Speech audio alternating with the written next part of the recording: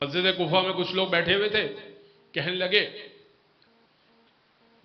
کہ کیا ایسا ہو سکتا ہے کہ کون سا ایسا حرف ہے کہ جس کے بغیر ہماری بات مکمل نہیں ہو سکتی، جملہ مکمل نہیں ہو سکتا؟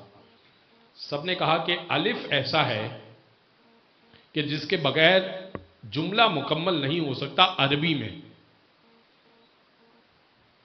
علی نے یہ جب بات سنی ممبر پہ گئے اور ایک فی البدی خطبہ دیا جو بغیر الف کے ہے۔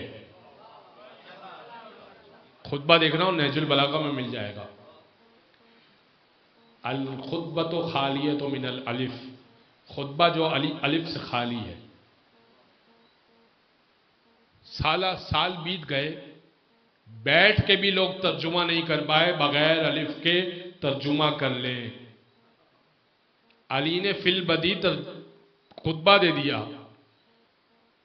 کچھ دن بعد کہنے لگے بغیر الف کے تو جملہ ہو سکتا ہے، بغیر نقطے کے تو نہیں ہو سکتا، کیونکہ بے نقطے والا، تے نقطے والا، ثے نقطے والا، ذال نقطے والا، زے نقطے والا، ضوئیں نقطے والا، ضاد نقطے والا، نون نقطے والا، نقطے والے بہت سارے حرف ہیں، تو نقطے کے بغیر نہیں ہو سکتا جملہ۔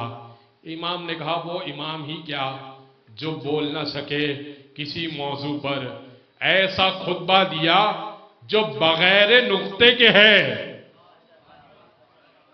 خطبہ نہج البلاغہ میں موجود ہے،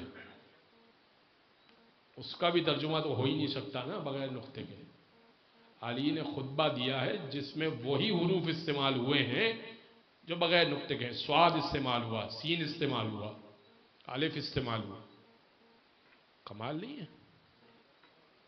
ہمیں فخر ہے کہ ہمارا مولا ایسا ہے۔